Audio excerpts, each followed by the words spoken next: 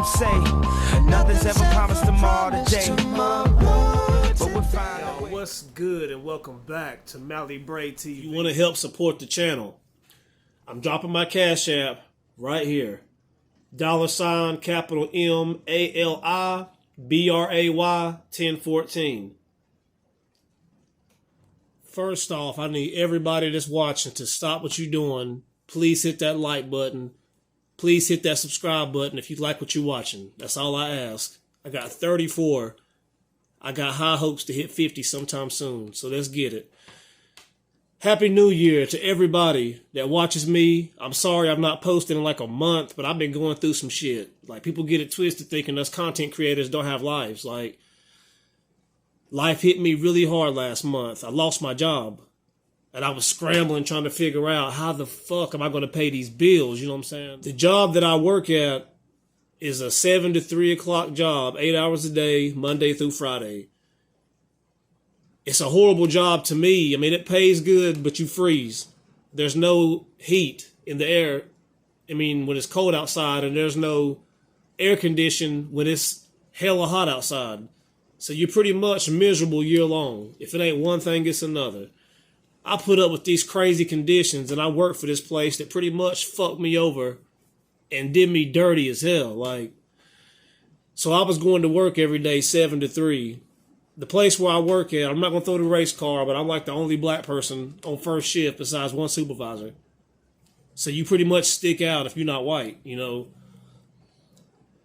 Where I work at, it's extremely stressful. It's high production. You got to run a certain amount of parts in a certain amount of time. We make parts for cars. I'm not going to throw the company's name out there. I'm going to try to be professional about it, even though they wasn't to me. So I also take anxiety medicine. I take a lot of milligrams every day to keep me from panicking and just doing things that aren't natural, that normal humans don't experience. So these anxiety pills, they keep me straight, you know. Over the course of time, I find that through a breakup, you know, now all the bills are on my back, through all the shit that I'm facing that life throws at us, I can't afford this medicine no more. So I'm trying to deal with the fact that I'm about to have to deal with all of life on my own very soon. So I'm skipping days trying to stretch this last little script I got out, but eventually I'm going to have no medicine. And from where I've took so many milligrams for so long, when I don't take my medicine, I get sick. Like, I throw up sometimes. I work 7 to 3 first shift, and you know, when you first wake up in the morning, that's when your stomach hurts. That's when all the things that your body does, it happens when you first wake up in the first 2 or 3 hours. So between 7 and 10, I'm in hell every day, dealing with coming off of this anxiety medicine, plus in this horrible ass factory with no heat and no air conditioning. At this time, it's winter, obviously, so I'm fucking freezing every day and dealing with all the emotions and all the things that are going through me from not having my medicine. So from time to time, while I'm working, I tell my people, like, hey, y'all, hold up. I gotta go to the bathroom. And I just take off running. I go as fast as I can, I come back. This happens over the course of days, then days turns into months. Eventually, I'm at the very end of my script where I'm skipping 3 days and taking a pill, skipping 4 days and taking a pill, skipping 3 days and taking a pill. So I'm at my sickest ever. I find myself running outside every day. Hey, man, I gotta go. Running outside. Over time, it draws attention, and people start telling because they just like that. Before I know it, one day my supervisor comes to the line and he's like, hey, Anthony, I need you to come to the office. HR wants to talk to you. For anybody that has a job in general, you know when HR wants to talk to you, it's never good, man. So I'm already like, what the hell could it be? Not thinking that it's going to be because I've been throwing up. I get into the office, right, and I sit down. The HR lady's like, hey, Anthony, tries to be nice at first, chopping it up with me. I'm just waiting for her true intentions to come out, and they do. She's like, so we've been hearing from other employees that you've been throwing up a lot. This morning when you first got here, someone witnessed you throwing up in the parking lot, and you've had to run off the line multiple times to throw up, and it's putting more burden on the people that has to pick up your spot when you leave, even though I'm leaving for like 2 minutes at the most. So I'm like, okay, and I explained to her about the anxiety situation. I explained to her that when you take high milligrams as I was taking, it takes time to wean off and your body's not right. She didn't want to hear that. They're leaning towards drugs, narcotics. She's like, we're thinking that you're under the influence of a narcotic at work and we're going to drug test you. Drug test me? So I sit there, I'm like, drug test? Okay. She's like, I mean, like right now. The supervisor's going to drive you to the hospital. I've already called them. You got to stay in his eyesight. You can't go nowhere because they're automatically going to assume you're trying to find a way to cheat the test. So I got in the car with the truck with my supervisor and we drove to the hospital. We had to pull over one time because I had to puke again. We get to the hospital, and I'm just sitting there thinking, they really trying to play me. I've told them what the issue is, and they're going out of all their way to really try to drug test me and thinking I'm doing something crazy to get me fired and take my job from me, my livelihood. I live alone. So the longer I sit in the waiting room, the more mad I'm getting. I'm just pissed off. They finally call me back to the back, but I ain't got to pee because I'm a little bit nervous. So they give me water bottles. They gave me 2.5 water bottles. They told me that's all they could give me. If I drink any more, the test is going to be considered diluted, and it's a fail. So I'm drinking the water, and the lady's just getting on my nerves. I'm already irritated for having to do this bullshit. Like, presumed guilty instead of being presumed innocent. I'm already guilty, trying to prove my innocence. So I'm sitting here drinking this water, just trying to get my head right. The lady keeps mentioning things like, your pants are kind of low in your waist. Y'all, I'm 33 years old. I don't sag like some thug in Harlem in 1990s, you know what I'm saying? I don't do that. I got a healthy little sag going on, but you don't see my drawers. I'm not like one of these kids trying to look cool, but it was enough to where it made her say something to me. So I tried to shrug it off, but she said it again about my pants while I'm still sitting there drinking water, you know, trying to take this test. I'm like, lady, I'm not here for all that. Like, why don't you just do your job? You're not here to be the fashion police. You're not here to tell me how to wear my clothes. I'm not here for all that. As I'm drinking this water, maybe because I got upset, I don't know, but I had to go to the bathroom and puke. So all that water I drank trying to pee, I just puked it up. While I'm puking, I noticed a lady standing behind me with the door open. She's watching me. And when I puke, I put my finger down my throat to get it all out because I hate that feeling of just waiting for it to come on its own. She says some other smart-ass shit. She's like, you know, if you put your finger down your throat, that's not really throwing up. I'm like, lady, leave me the fuck alone. I didn't cuss, but I'm like, lady, leave me alone. Like, my pants, how I throw up, I'm not here for all that. She's like, I've never seen somebody that just came off anxiety medicine, something like that making you throw up. It's just kind of weird to me. I told her for the last time, I'm not here to talk about my personal life, my pants, how I throw up, or my medicine. I'm here to take a drug test for my job and leave. This has nothing to do with your profession. Stop bothering me. So, of course, she makes a little slick, you know, sneaky remark to my HR lady behind my back that I was giving her a hard time with the drug test. She didn't tell her what all she was saying. They believe it, of course. Then when it comes time for the test, when I finally got to pee, I get to the bathroom and she's like, hold on, we need a witness. The hell you mean a witness? She's like, I need somebody to actually watch the pee come out of your penis. I said, hell no, y'all tripping now. Y'all doing too much. I'm not on no federal probation. I'm not on parole. I'm not on anything. You're not going to have somebody walk in here and violate my privacy and treat me like I'm a guilty man, staring at my penis, making me, is that even legal? She's like, we do it all the time. I'm like, well, you're not doing it on me. And I made such a big deal that I called my job back from the hospital. And I'm like, look, she's telling me that you said you want a witness to watch pee come out of my penis. I don't feel comfortable doing that. I don't like that. The lady was trying to tell me that she just wanted somebody in the bathroom. They don't have to actually watch it come out, but to make sure I'm not doing nothing. I'm like, no, because y'all treat me like I'm guilty. And if it's some random girl that y'all are seeing, y'all wouldn't be doing all this. I'm not doing that.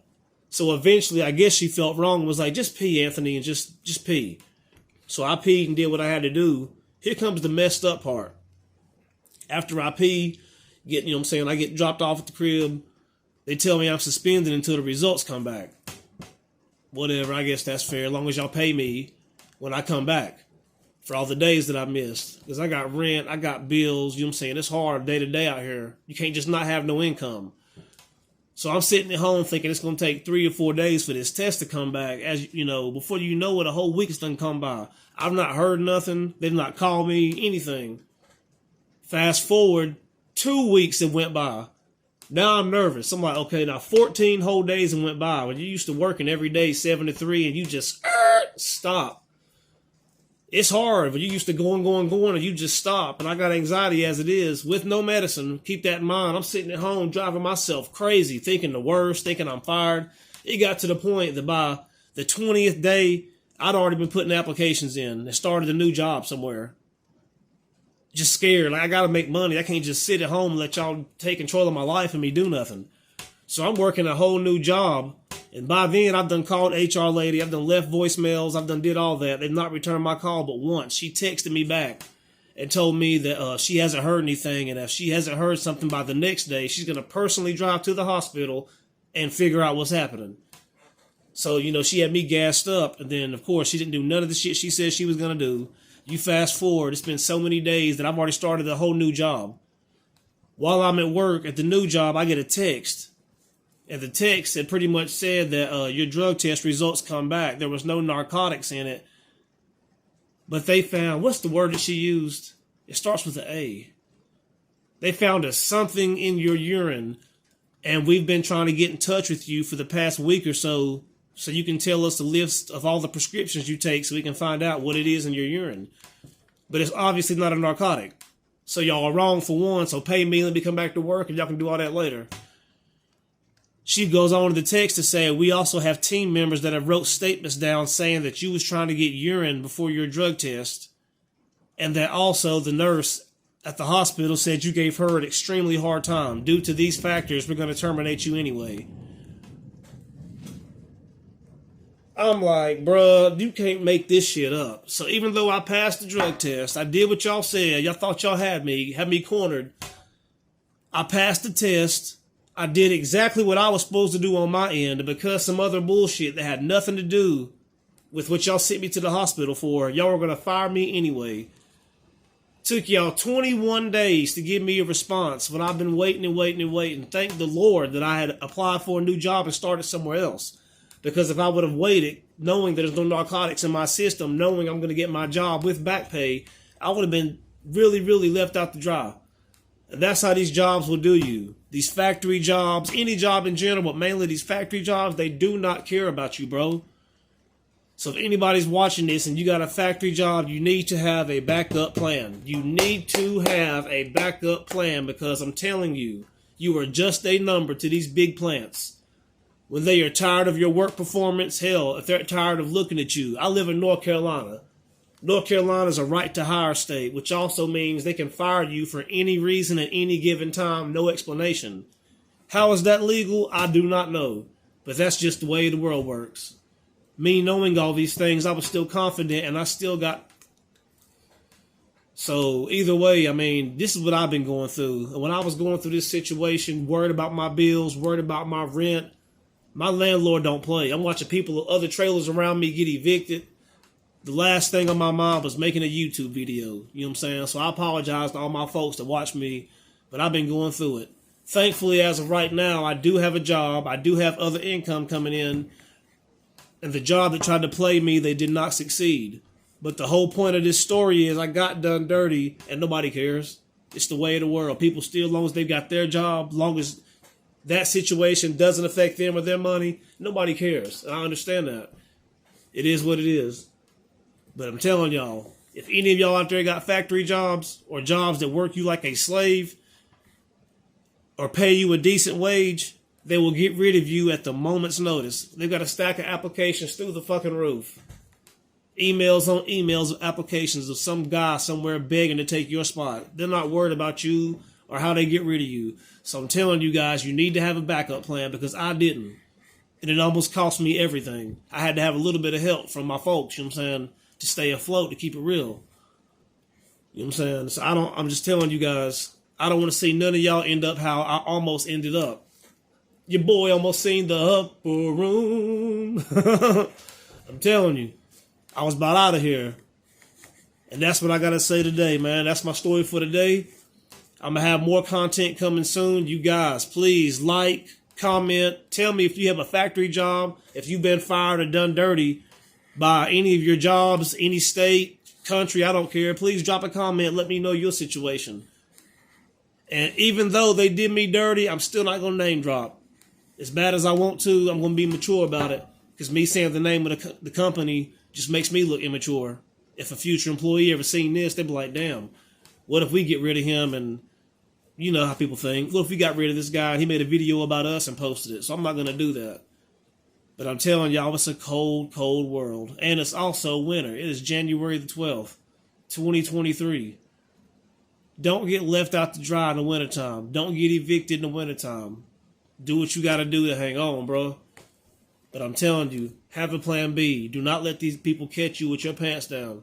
Because they caught me like that. And if it wasn't for my quick thinking and this place giving me a chance and hiring me, I would have been sitting at home with no income when I got that message instead of at work somewhere when I got that message.